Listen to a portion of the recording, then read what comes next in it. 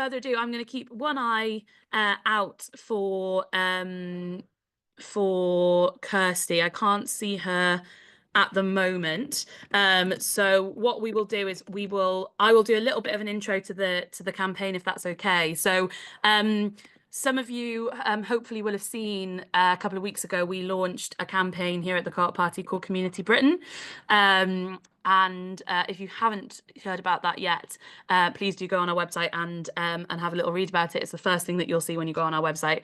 And Community Britain is a campaign which basically aims to highlight the role that communities are playing in solving some of the biggest political challenges, economic challenges that we face. So whether that's the climate crisis or loneliness or radicalization or poverty, we think that there are a whole host of solutions being pursued in our communities that deserve a lot more attention and a lot more promotion, I suppose, as well.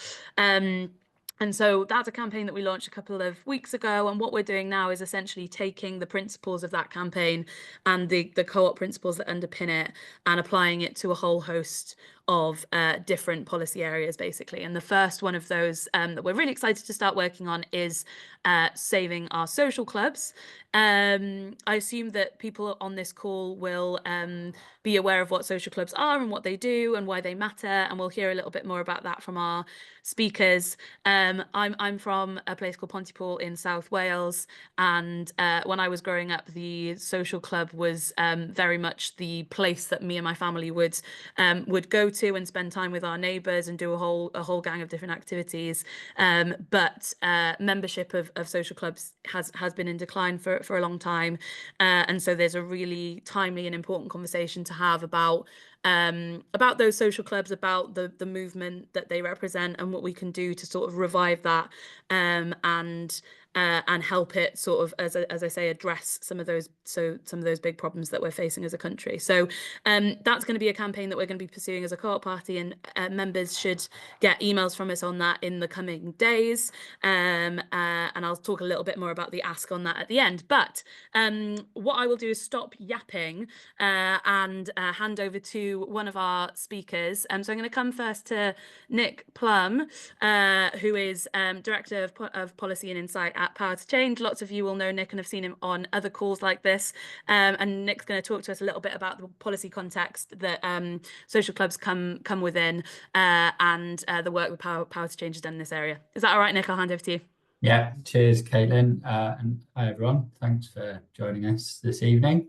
So what I wanted to do is kind of start with some of the slightly broader context on social infrastructure, trust in politics and democracy, and then kind of situate social clubs within that and talk a little bit about the kind of current policy climate and how that might be able to support social clubs. So I guess first off, just want to, for those that don't know Power to Change, we're a think and do tank. We work alongside community business in England, so locally rooted, locally accountable organisations which trade for the benefit of the community. Some of them have a whole range of different legal forms, from community interest companies through to community benefit societies, through to charities with a trading arm, and some of those community businesses, social clubs, sports and social clubs. And I guess one of the kind of core bits of work for Power to Change in recent years has been on this concept of social infrastructure. So the kind of places and spaces in which people come together, meet, form connections. And I think it won't be a surprise to anyone to kind of know that we've seen a real decline in our social infrastructure in recent years. The IPPR think tank did some work recently which showed roughly 6,000 council assets were sold off every year since 2010, so 75,000 assets that were in council hands sold off. And those replaced only by 2,500 new community-owned assets, which we think are great, but you can see the kind of clear mismatch there. And with that declining kind of space in which people come together, there's a whole range of kind of challenges that come with that, from loneliness and isolation and all the challenges that come with that, to kind of fraying social fabric and challenges around social cohesion.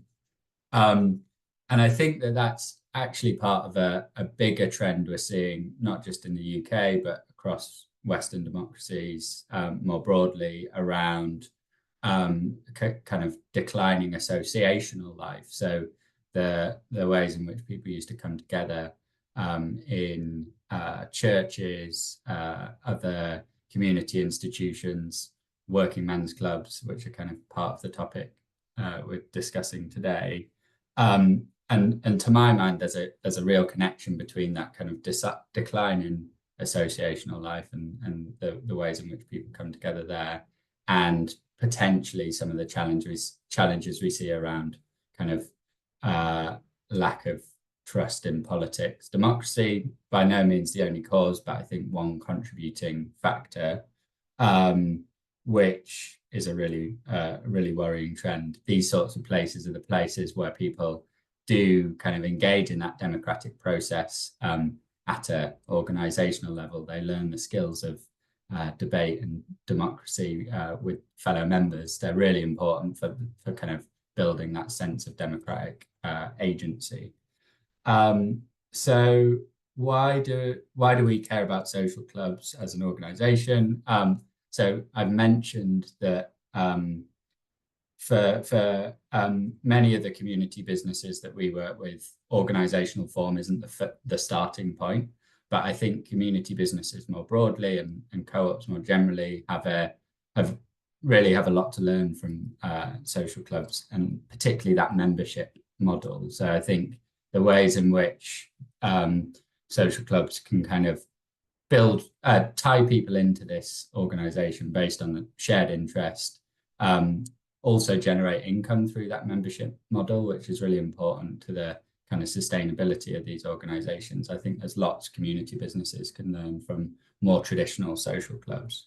On the flip side, I think we're starting to see as Johnny's going to get into in more detail, clearly seeing challenges for social clubs, declining membership, closure of social clubs. And so I think there is something that more traditional existing social clubs can learn from community business when it comes to diversification of their business model, thinking about the other ways in which they might be able to generate income to keep the organization going and engaging with the broader community. So that's something that we're really interested in as an organization. To finish, I just want to talk through three policy areas which I think relate to social clubs and have the potential to support the Co-op Party's campaign to save social clubs. So firstly, I think, and this is something that we and the Co-op Party have done lots of work on in recent years, I think the new government's commitment to introduce a community right to buy has real potential to both help with saving existing social clubs. So when clubs are struggling and thinking about selling buildings off, can the community come together to take them on and repurpose them for the future? I also think there's some really interesting work going on about kind of new forms of social club that might not have sprung up out of working institutions or the Labour Party or other come from other histories, but formed around new social bonds, whether that's creative social clubs, for example. Could the community right to buy help groups get access to space and then build that those new social clubs from there? So I think it has a kind of twin track, the community right to buy, saving existing clubs, helping form new ones. Again, something that the Co-op Party has really been pushing on is this idea of doubling the size of the cooperative economy. I think it's still not clear exactly what that means. We're talking double the number of co-ops, we're talking bigger co-ops, and there'll be lots of debate on exactly what that looks like. But I think clearly a government that's talking about doubling the size of the cooperative economy shouldn't also be allowing these kind of really important bit of the cooperative economy to allowing us to lose that. So I think that's a really important overarching frame from which other policy will follow. And then I think the final thing, which is quite technical, but I think is relevant here, is the Law Commission's consultation on the Cooperative and Community Benefit Society Act. So that's really trying to look at existing legislation as it relates to co-ops, and think about whether there's ways of tweaking that, simplifying that. I think, to my mind, that could have a really big impact on this agenda, if we work out ways to protect social clubs through a reformed legislation. So I think there is the kind of big picture context. There is challenges there, all in the context of declining social infrastructure. But I think there's potential policy levers out there that can help push back against some of that stuff. And yeah, looking forward to chatting through how some of that might work in a bit more detail as we go. Thank you, Nick. That's so helpful, really helpful background and context. And I think a good sort of talking through of how social clubs sort of fits into the wider co-op movement agenda at the moment, as we work with the new government on things like community right to buy in particular. I'm going to bring in Johnny, if that's okay. Johnny is, I'm going to try and get your title right here, Johnny, Managing Director and Co-founder. Give me a nod if that's right. Yeah, nod. At Stir to Action. And Stir to Action, for anyone that don't know, have done a whole gang of work in this area, particularly working with the clubs that already exist and are active and are trying to kind of fight for survival and revival, I suppose. And we are really lucky to be working with Stir to Action on this campaign as well, in the formation of a charter, which I think hopefully Johnny will speak to, and I'll speak to a little bit at the end too. So I'm going to hand over to Johnny to talk us through the work that he's done, and where you sort of see this going in the future, Johnny, if that's okay. Cool. Thanks, Caitlin. Yeah, cheers for the invite tonight, and nice to see some Co-op Party members coming out for Saving Britain social clubs. So over the last year and a half or so, a part of Stir to Action called the Centre for Democratic Business has been engaging a range of organisations and individuals who are concerned about or kind of actively looking to revitalise social clubs in Britain. And while they represent more than a century of community wealth, saving these local institutions and assets isn't just about the nostalgia. It's about protecting and enhancing democratic social infrastructure, which is not-for-profit and self-managed, so it can serve communities all over Britain for generations to come. In terms of kind of where we are now, it's a bit of a mixed picture. So as we know, many have closed their doors, nearly half since the 1970s. Others are underused, and some are converting to new uses and ownership. Some are surviving by leasing their space to others where members are not using it. Some are in some kind of conflict over their future, where there's the kind of threat of sale or dissolution. But more optimistically, there are increasing examples across the country of modernisation, of groups kind of bringing these places back to life. I think in the terms of the context of our kind of sector more broadly, we know that social clubs make a big difference to the lives of communities all over Britain, but they have been a strange omission from government and third sector support and policy. And despite them being the largest cohort in our nation's cooperative economy, they've also been overlooked by our own sector for many, many years.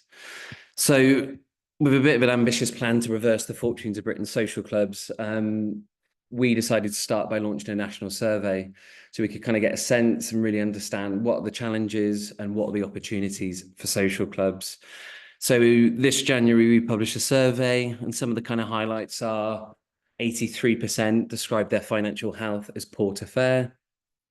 35% of clubs had already borrowed money from lenders, with 3/4 indicating that they would need to borrow or raise funds in the next few years to survive. 96% said they needed fundraising support, and another 75% said they needed support with diversifying their business model, like Nick was pointing to. 77% reporting difficulty in recruiting committee members. So the board that holds the legal and strategic responsibility for the members and the asset. And in terms of the kind of broader membership, about just over 40% we're seeing growth in their membership numbers, about 40% we're seeing decline, and just over 16% we're kind of remaining stable. In terms of that relatively high figure for growth, I think we kind of got to accept that in the clubs that filled out our survey, many were probably doing well or stable enough to fill out a survey and send it back to us. So that's not necessarily the kind of growth and decline for the whole, the whole country. And nearly 70% of clubs had not received any external support on their business planning, applying for any kind of government benefits or applying for loans, grants, etc. And that report had 3 simple calls to action. One was targeted financial support to enable clubs to modernise, recruit new members. One was progressive government policies for lower operating costs for the sector. And the final call to action was around comprehensive training and resources to strengthen the governance and the business models of these clubs. So that's the survey. But as you will probably see in the news on a daily basis, there's regular stories about social clubs under threat of closure or sale, or have, been sold or closed in kind of recent weeks or months. So we've also started recently working with Wrigley Solicitors and the Community Shares Company to create a legal and campaign guide to protect social clubs. And the idea is that such a guide would empower local members with the kind of knowledge and tools needed to safeguard their clubs. And the idea is that it's going to be a practical toolkit for not just members, but local community organisers, campaigners, trade unions, and even Co-operative Party members to kind of take action to protect social clubs. And we're looking to launch a crowdfunder to support the cost for that kind of mid-May. As Caitlin mentioned, and Kirsty may speak to if she jumps on the call today, we're in the early stages of designing an engagement process to work with social clubs in different regions across Britain to create a 21st century club charter. That was a proposal that Kirsty made in an article called Clubbing Together for the Social Market Foundation. And the aim of that is to go around and find out what support the clubs actually need and how do we translate that into kind of policy asks. So the plan at the moment is to probably launch that in Kirsty's constituency of Midlothian in early May, and then we're going to be taking that to some different regions in England and Wales.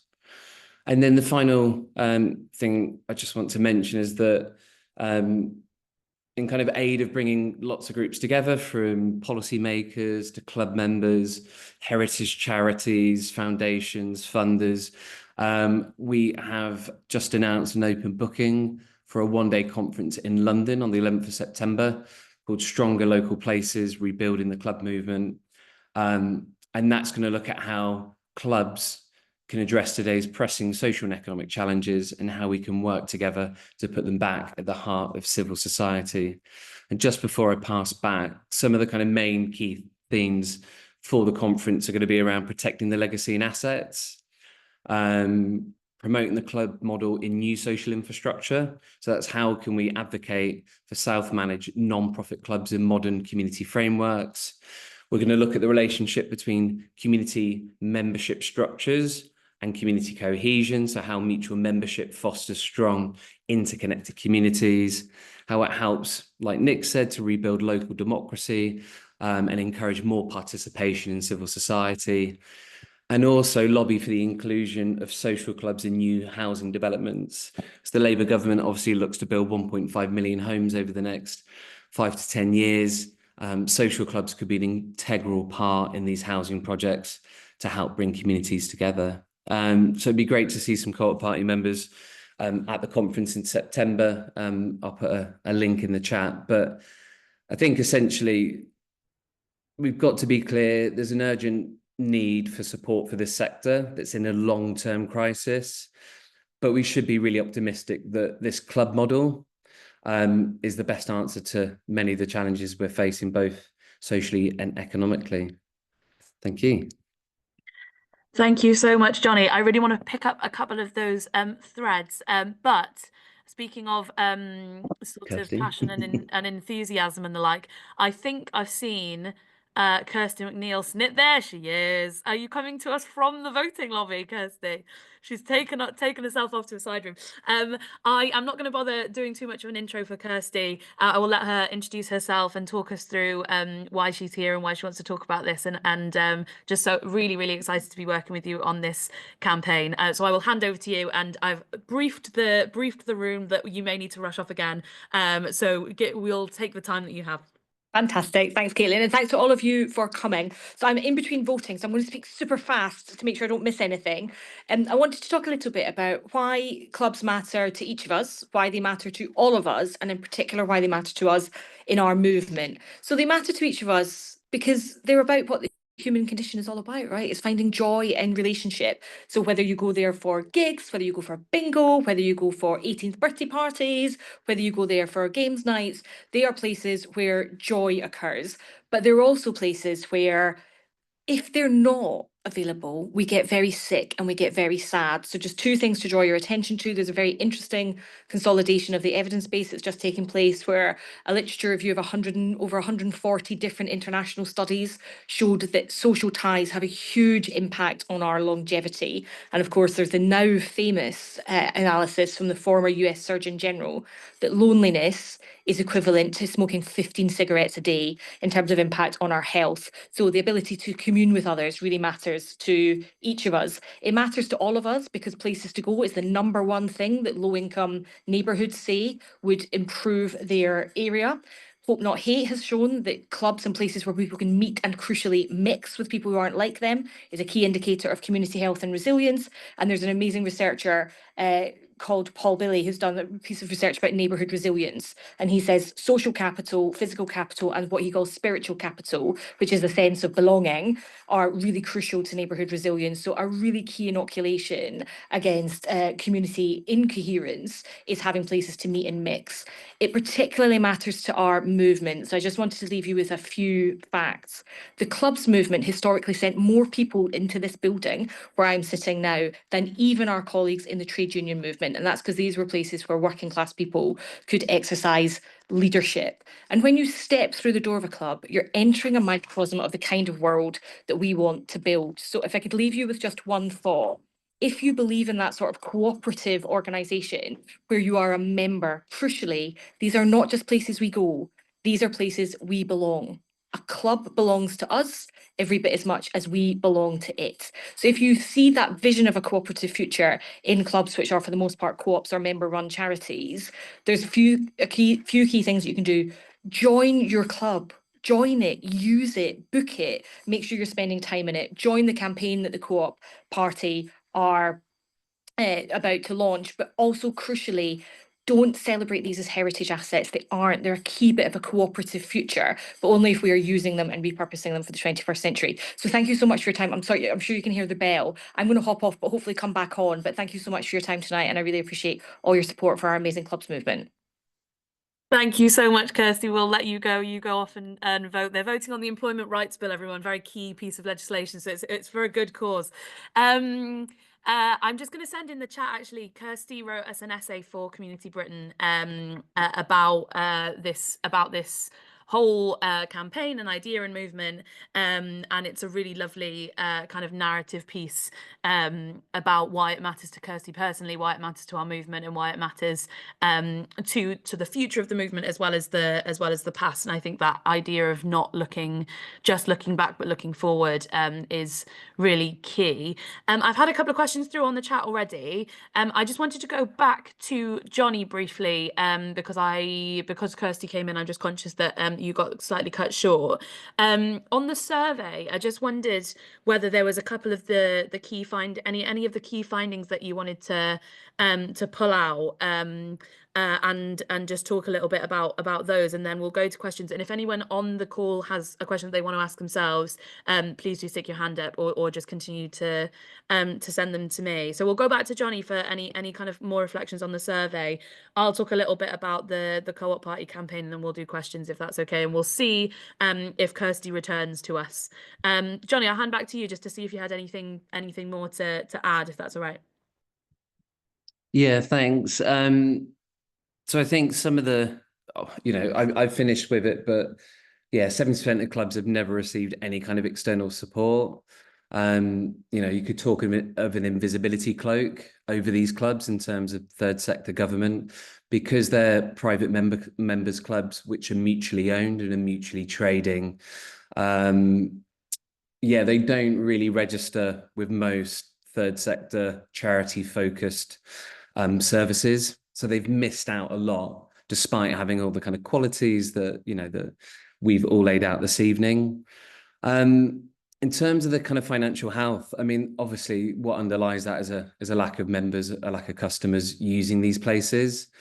Lots of these clubs did modernize and renovate in the kind of 60s, 70s, but they had the surplus to do that because thousands of people were coming through their doors.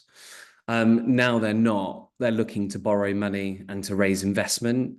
And that's very, very different for clubs than using kind of reserves and surplus to reinvest in buying new equipment, updating their facilities and so on.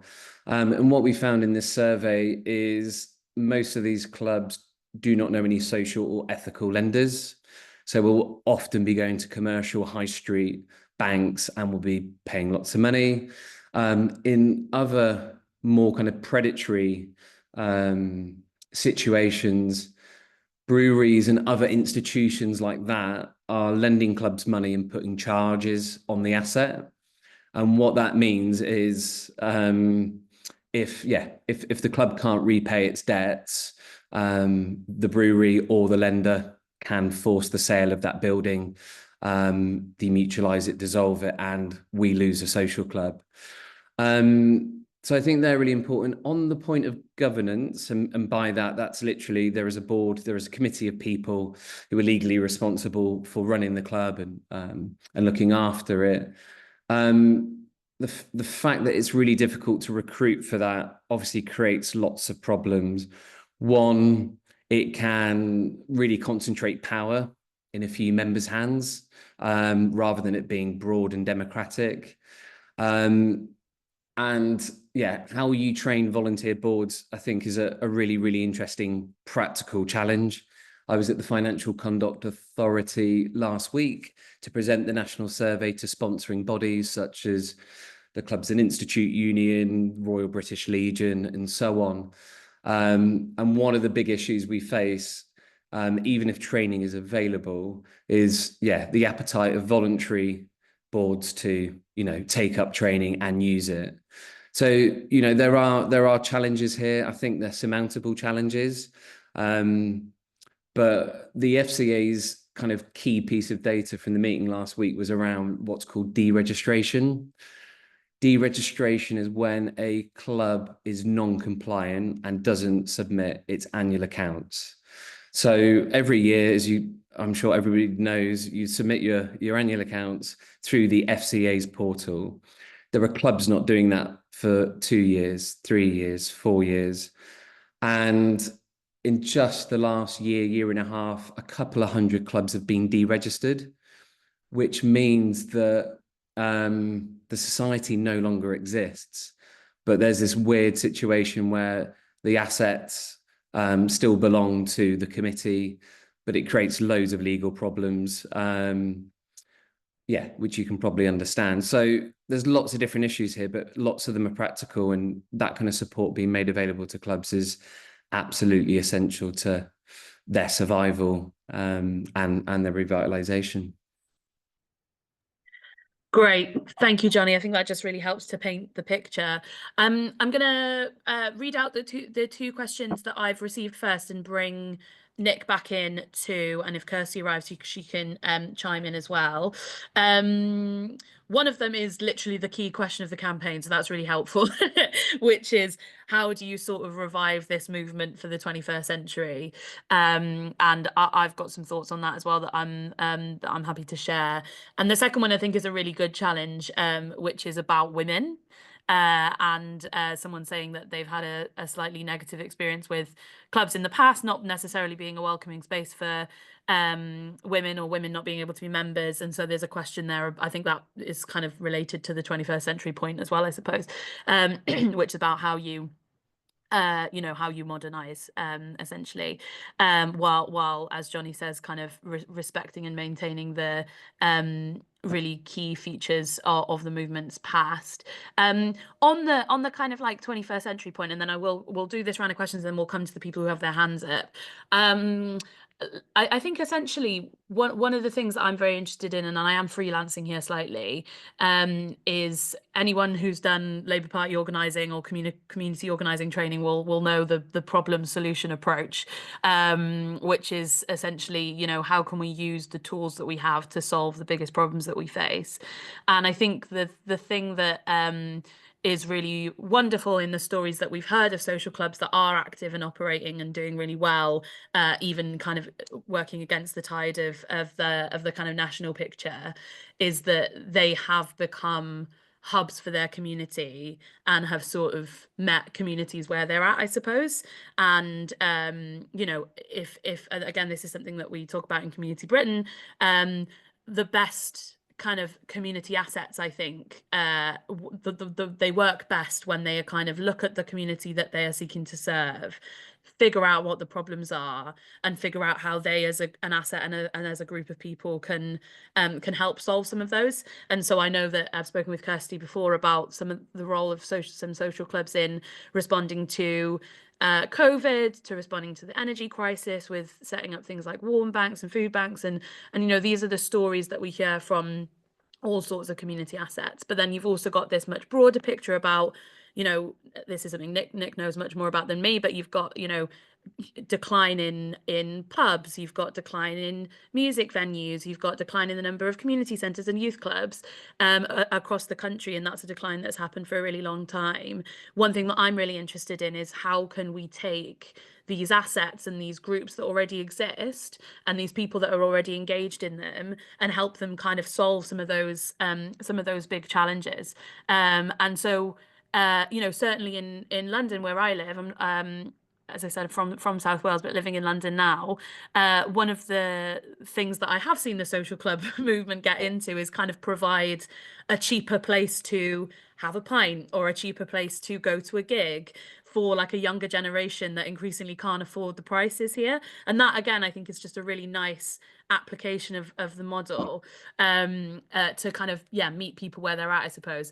That is freelancing a little bit. That's like me with my Caitlin Prowl hat on rather than my Co-op Party hat, but I think that goes some way to to thinking about how these clubs can fit the challenges of 2025, basically. I'll come to Nick, if that's okay, for your reflections on those two questions, and on anything that Johnny and Kirsty have said as you went first as well. And then I'll come to Johnny, and then we'll go to the other questions, if that's all right. Yes. So, I mean, I think that the question on modernisation and the question around these places feeling inclusive, the two are so interconnected, right? And I think, Caitlin, you've covered quite a bit of that already. The points I would add are, so I think one of the things that the point Kirsty made around this being kind of central to the human condition is vital. I think whilst we're seeing a decline in membership of these sorts of organisations and that broader challenge around closure of other sorts of venues, from pubs to community centres, which is really worrying, I think that need and demand that people have to be together and finding ways to do that is as relevant as it's ever been, and as present as it's ever been. I think The other side of things so I'm also based in London, that I've really noticed is there's a growing trend for kind of in some ways the other side of this debate, the kind of private members clubs, often related to profession, whether that's social entrepreneurship or people who work in the creative industries. And sometimes that can be really exclusionary. It can have high prices attached. It can be an exclusive club for people that do one thing at the expense of those that aren't a part of that club. And so I think we want to avoid that route, but I think we should recognize that there is that kind of demand to be a part of something, that sense of belonging that exists there, and how can we channel that through something like a much more inclusive form of social club. And there are growing examples of, as Caitlin mentioned, the kind of so near where I'm based in Peckham, there's community-owned pub, the Ivy House, which is great. There's a local social club called Set Social, which works with local creatives who are on low incomes. The barriers to entry are really low membership fees. I think the challenge, and Johnny might have thoughts on this, is how you kind of build that democracy in a way that doesn't turn people off. So I think all of us on this call, in many ways, are converted to the idea of cooperation in democratically run organizations. But I think there's probably been a broader trend across society for people wanting to dip in and out of things that are low barrier to entry. So the social club I mentioned in Peckham is one where there's a membership fee, but actually there's no real democratic accountability for the members to shape the way that the club runs. So how can you balance that need for providing people low barriers to entry from a cost point of view and from a time point of view, but also building that democracy in, which we know is such an important feature of co-ops more generally, social clubs historically, and finding that right balance, I think, is going to be key to making them work in the 21st century, recognizing that the way in which people engage with these things has changed from when they were first established decades ago. Definitely. And I think that point about, like ownership and membership is really key as well. It's something that we obviously try and do in all of our work, is kind of maintain the purity of the model, if you like, and why it works so well. Johnny, I'll come to you on the same questions and thoughts, and then I'll go to the people that have their hands up.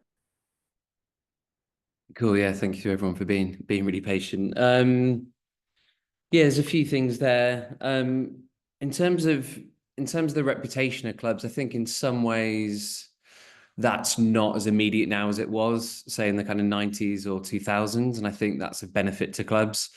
So maybe that's going to skip a generation in some kind of way. In terms of like the way that I look at the positive stories, so there's one way of doing this, right, which is the clubs that have memberships have grown. We go around saying, here's some really positive stories about them. But I think what's more interesting than that is the kind of the transition. So I'm more interested in the clubs that had 600 members. They go into some kind of internal conflict about what the future of the club should be. They dropped down to 200 members, but now has recovered and exceeded that. And now they've got 800 members or 1,000 members.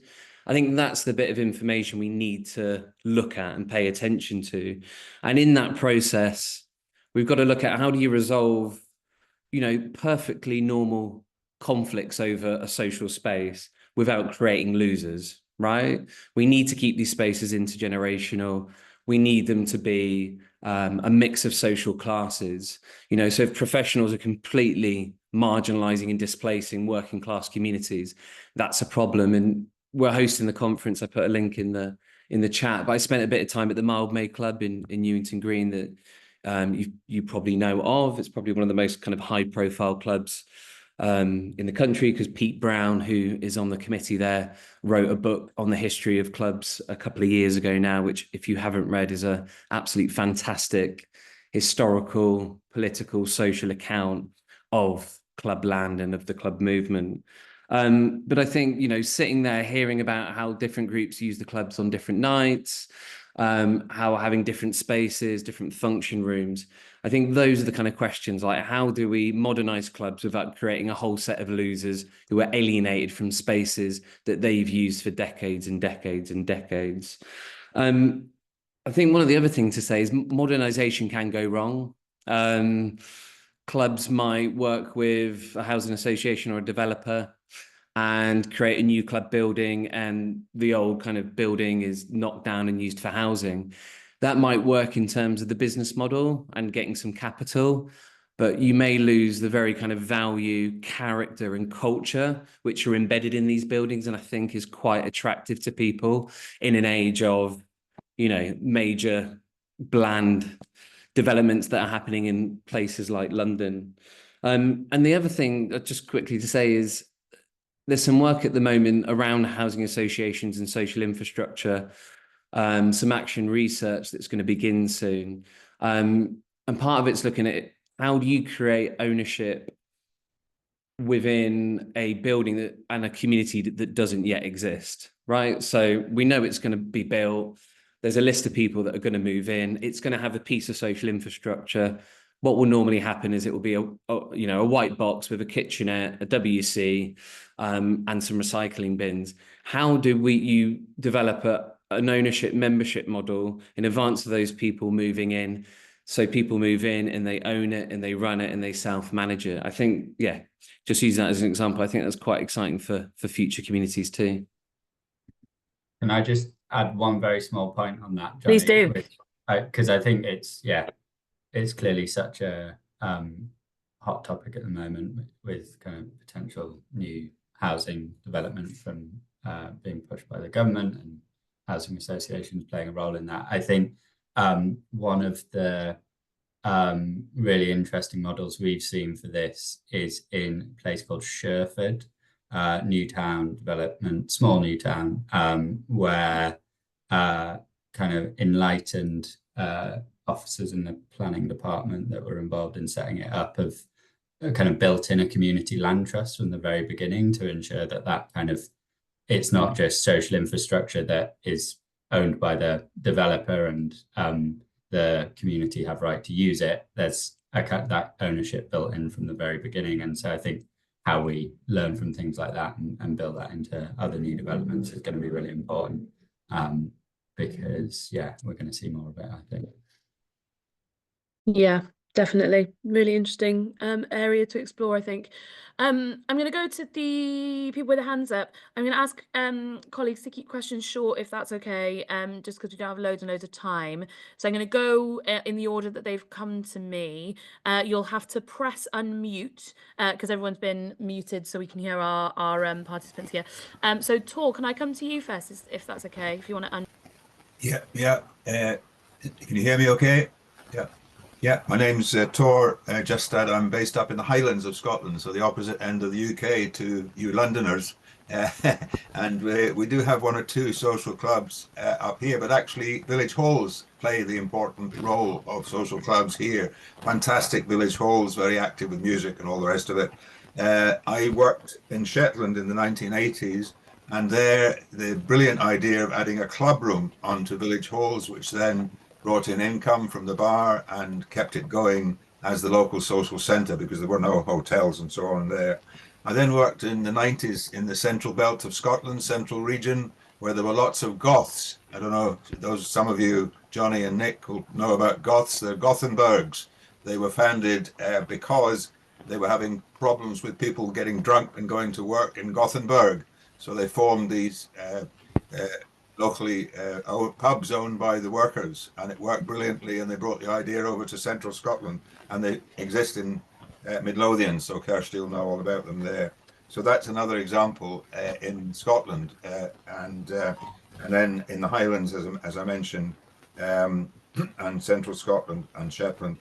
My question really was how much of the survey was done in Scotland Did you find any differences in Scotland?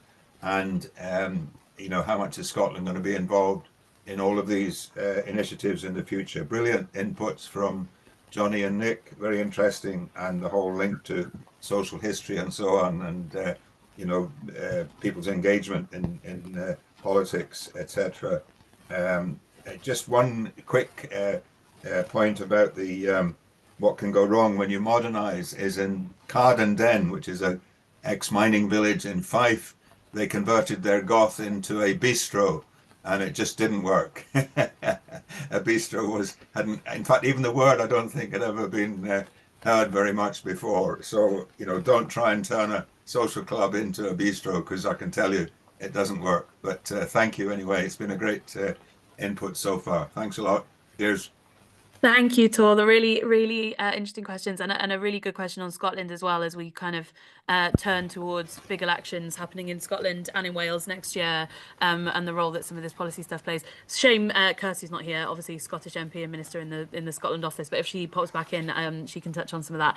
I'm going to go, this next speaker, you have the same name as my cousin who's Irish, and his name's pronounced Coven. I don't know if that's the same name, the way that you pronounce yours, but I'll go to you anyway and you can tell us. Okay, thank you. Yeah, my name's pronounced Cavan. It's an anglicised version of the Irish name Cavan, but spelt with a K. Yeah. Anyhow, going on to when I talk about it, I mean, I'm based in the Midlands, and there's quite a number of social clubs around, but the membership hasn't really been massively growing. Now, I'm wondering, if you're going to open up a new social club, or if you're going to support existing social clubs, would it be worth operating on a similar membership model to what you'd have with like a tenant management organisation, where you have obviously have a board, you know, you invite people along to become like a shareholder of the club for £1 each, and you know, and you have like a national conference each year as well, so that all the clubs can come together, they can network, they can share ideas, they can share what's worked for them, what hasn't worked for them, what sort of what's popular in their clubs, what people like, you know, and so on and so on. So really, I mean, my background is, I'm a vice chair of Four Towers TMO in Birmingham, and I've seen firsthand how good, you know, how good a sort of, you know, a cooperative and community benefit society company really is. Would it be, and one other idea would be, in the way that TMOs get financial support to start up, obviously paying for a club's building would be very expensive, but if there's some sort of system that can be put in place like with TMO, where you have a grant given to them so they can have the support for the legal costs to set the club up, the support to train up the board of the club, and also to have support to be able to gain the property that they need, you know, such as the legal support for that. I think that would be a real game changer. Thank you very much, and sorry for butchering the pronunciation of your name. Right. Great. I'm going to take all of the questions and then we'll answer them all just because of time. Phil Watson, hello. I come to you. Oh, we can't hear you very well.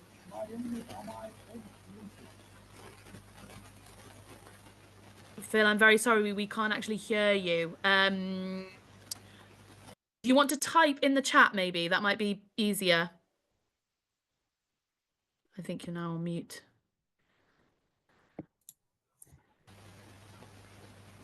You want to try again? I'm very sorry, Phil, we can't hear you. So you might have to type your question in the chat and I'll read it out if that's all right. Sorry about that. I think you might have some sound problems on your laptop there. While we sort that out, I'm going to go to Pauline and we'll come back to you. Is that all right?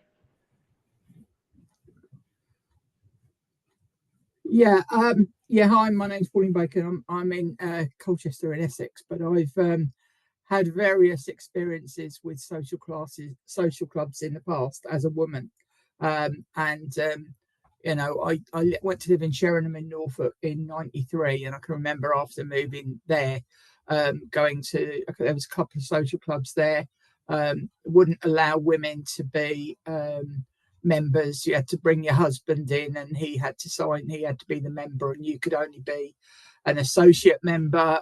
And you know, you weren't allowed to go in without your husband present, and all the rest of it. And they wouldn't allow single women and all this crap, which now we would hopefully doesn't happen. But that put me off of that a bit. And then I moved back to Colchester in 2007. We've got some social clubs here, and again a similar sort of prejudice even in 2007. So I mean, the thing is, one of the things they've firstly got to sort out is like women have as much right to be members, full members, as men or anyone else, and or non-binary people for that thing. So I think we've got to, you know, get rid of the old gender-based thing where social clubs were only where working men went, and it's going to take a long while to get rid of that. And I think they need to publicise that it's not like that anymore, because you know, I'm in my 60s now, and it's like it would be nice to go somewhere and no pressure on you. You know, to have to be accompanied by someone or someone else to sign you in or whatever, and just go and have a nice time and, you know, watch the football or, you know, whatever else might be going on at the time. And I think that's some of it, but also I'm a community councillor where I live, and we've got the local bowls club, and they have a building, and I think it's only ever used when they play bowls, and they don't use it for anything else, you know. And we had a rugby club which has been knocked down, and they've got a new one. But the community were going to take over and have one at the previous place, but they had to knock it down. And now, because of council cuts, they've not got enough money to rebuild it. And then you've also said about new builds, and I'm right in the middle of 2 estates at the moment, and both of them should be having new community centres. But a community centre is not going to be no good if it only opens like once in a blue moon. It's never going to survive. So I think that the idea of the social club, which will do things, but I've looked at the closest one to me that's not the bowls club, and that's only open about 20 hours a week. Now, I work in adult social care, and I know that there's massive problems in loneliness in older people and in younger people, and things about young people having space to go and just do things, which isn't going to cost them a great deal of money. So, I think there needs to be some sort of tie-up between people who have space and people who need space to do something. And at the moment, I don't think there is that. I don't think that the people who want to do something and the people who have buildings that can do something are just not talking to each other. And I don't know how we solve that. Thanks. Thank you, Pauline. Completely agree on that last point. That's something that I think we're really alive to, is that, how do you bring together the people that want to do stuff and the people that have the space to do stuff? And that's something that's spoken about in Community Britain. I will also say I'm 27 and single, so I would quite like to be able to go to the social clubs of the 21st century as a young woman. So we definitely need to bear that in mind. From Phil, I think in the chat, I think that we couldn't quite hear the audio. I think it was around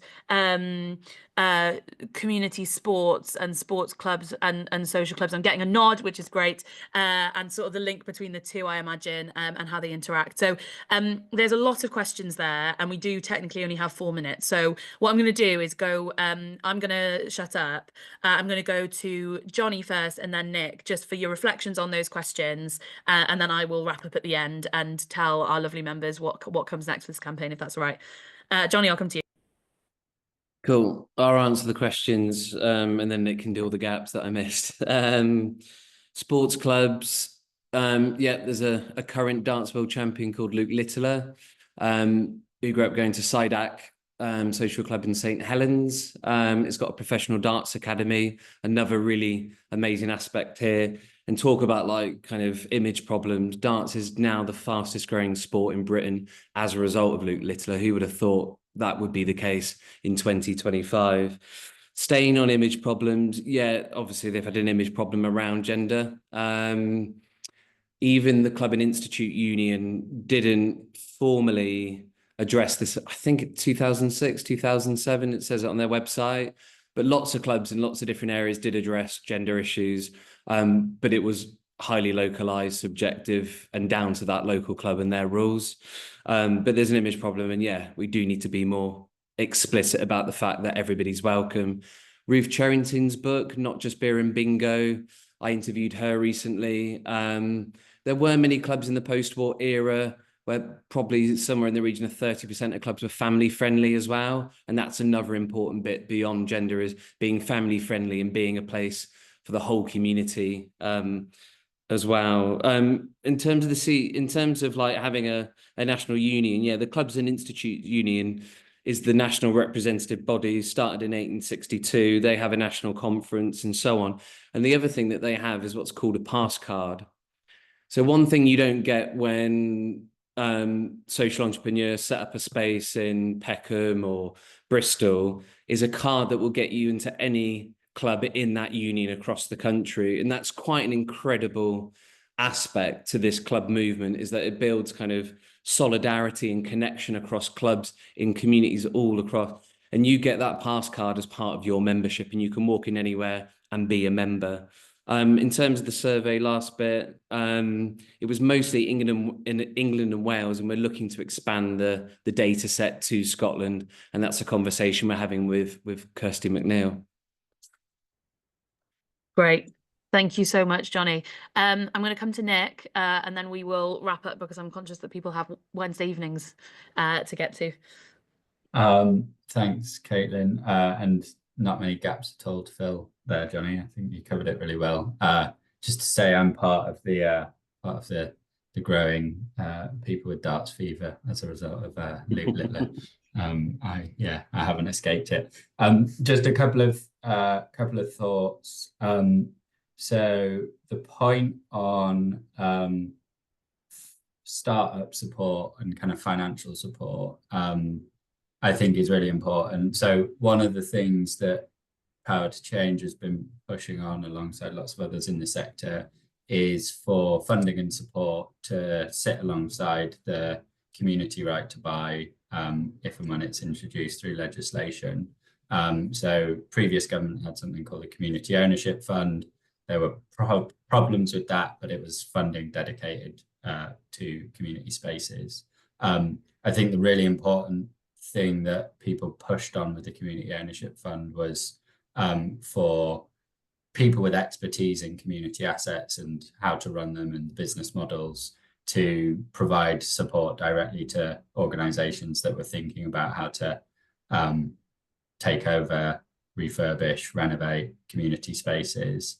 And so thinking about how some of that technical support can be made available to people interested in social clubs, I think is vital.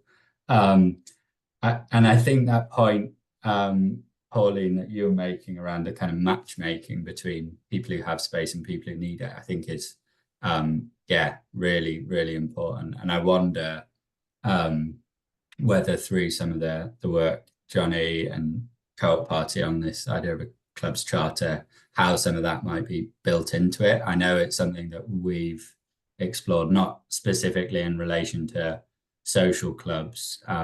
We did some work with an organisation called Platform Places, which was really trying to match town centre and high street asset owners with people who want the space, and working out what the gap is between those two parties. Often it's the terms on which the spaces are being offered.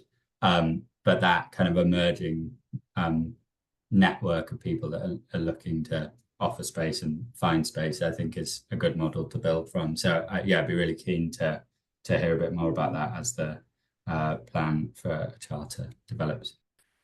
And I know we're over time, Caitlin. I'm going to say one really quick thing. So Pauline works in adult social care.